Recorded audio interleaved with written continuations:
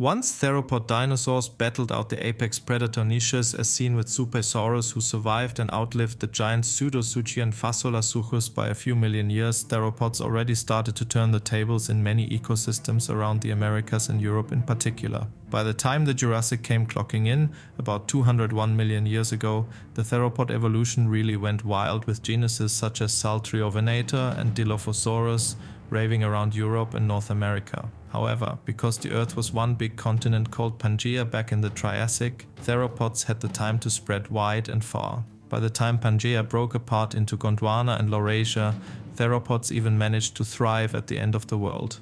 This is the story of an Arctic apex predator, one of the biggest terrestrial beasts in its time, a predatory dinosaur that would smash pretty much all land carnivores in the modern world, the cryolophosaurus.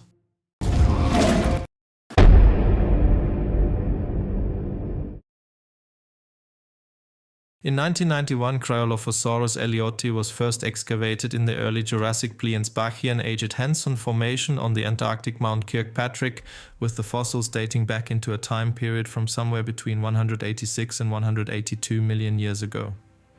Cryolophosaurus ellioti was described by Hammer and Hickerson in 1994 and named the cold-crested lizard, with the species epithet originating from geologist David Elliott, who originally discovered and excavated fossils of Cryolophosaurus together with William Hammer and the Ohio State University. For an early Jurassic theropod, Cryolophosaurus is actually widely known from paleodocs and TV series, including the absolute classic When Dinosaurs Ruled with Jeff Goldblum, Dinosaur King, Dinosaur Revolution, Dinosaurs of Antarctica, etc. Because of its distribution across different paleo series, one might believe we know a lot about Cryolophosaurus, for example the group it belongs in. However, Cryolophosaurus has a complex taxonomic history, as its femur possesses many primitive features, leading to some considering Cryolophosaurus a Dilophosaurid or a neotheropod just outside Dilophosauridae and Avarostra. On the other hand, there's its skull with many more advanced traits later theropods are well known for example the prominent skull fenestrae for reducing skull weight. This 2020 cladogram by Adam Marsh and Timothy Rowe is what we're going for today, placing the Cryolophosaurus as a more basal theropod than Dilophosaurus. Cryolophosaurus is obviously the biggest theropod of Antarctica, but how big could it really get? The holotype is estimated to have reached a length of 6 to 7 meters or 20 to around 23 feet, with a weight going up to 465 kilograms or just over 1,000 pounds. However, in 2016, Molina Perez and Larramendi suggested that because of the holotype being only a subadult, Cryolophosaurus could actually grow to 7.7 meters or around 25 feet and a weight of a staggering 780 kilograms or 1,720 pounds, outsizing even the biggest polar bears by a long shot, meaning Cryolophosaurus is the biggest predator that stalked the Arctic period. It also ranks high on the list of early Jurassic theropods, being one of the biggest theropods of the lower Jurassic, alongside the giant ceratosaurian Saltriovenator. Cryolophosaurus' skull alone is 65 centimeters or 26 inches in length, which is insane for a subadult specimen. Aside from its frankly humongous size, Cryolophosaurus has an even more popular characteristic, which is the crest that spanned the head from side to side. In some professional circles, Cryolophosaurus is still called Elvisaurus, after Elvis Presley, because of the crest. This frankly bizarre characteristic could have been useful for intraspecies recognition, meaning male and female Cryolophosaurus would have looked different. A phenomenon also referred to as sexual dimorphism, which is actually often seen to help with procreation in the modern world. Appealing visual display or visual characteristics can significantly help with the procreation process in terms of attraction, especially if you're already called the ice-cold crested lizard, as there is only one appealing thing at that name when female Cryolophosaurus look at it. However, there might be another function for these crests, and that is interspecific rival intimidation. Here, a bigger crest could have been a sign of a more either genetically gifted or also older and more mature individual, which in turn could make the smaller crested individual back off. But how did this Arctic titan even evolve in the first place? Well, Antarctica was about 1,000 kilometers or over 600 miles further north back then, allowing for moderate temperatures along the warm seas coastline and many kilometers inland.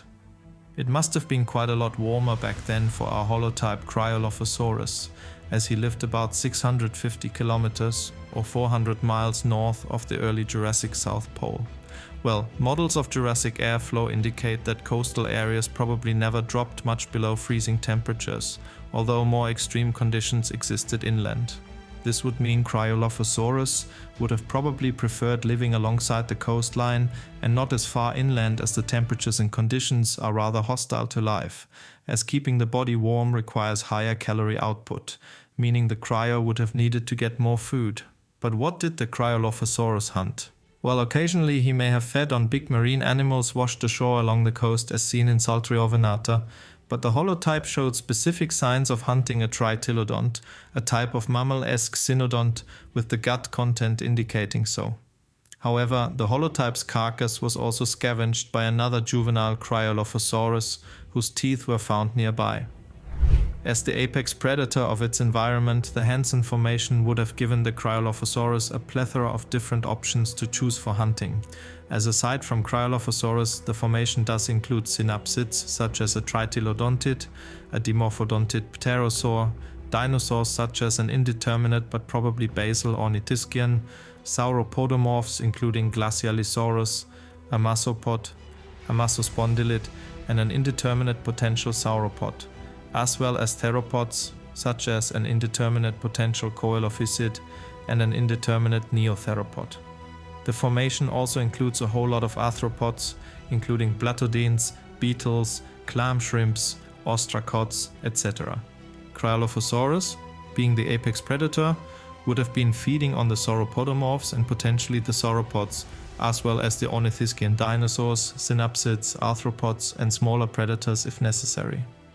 With size comes great power, as an adult Cryolophosaurus could also have let smaller predators, including smaller Cryolophosaurus, do the dirty work for them and just take the prey from them. An apex predator does have many options after all, and Cryolophosaurus wasn't just an apex predator. Cryolophosaurus was the greatest terrestrial predator that ever emerged from the Arctic region of our planet. He really showed us that dinosaurs can rule even the end of the world. That's it for this video. Smash the thumbs up, the bell and the subscribe, as only legends do that, and I know you all are. I am also currently looking for an editor.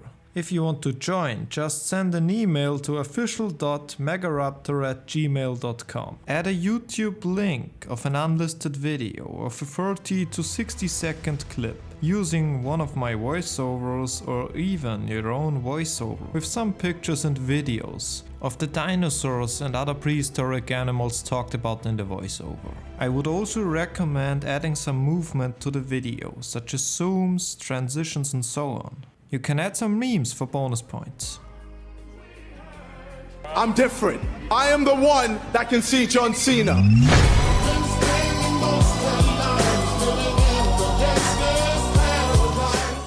For more Megaraptor, there is also the German channel. Also check out Instagram for fitness motivation and inspiration, as I'm on a mission to help more people get fit. Furthermore, you can also check out Twitter to hear my thoughts on all kinds of dinosaur stuff. And with that, I wish you a splendid day or evening. Goodbye.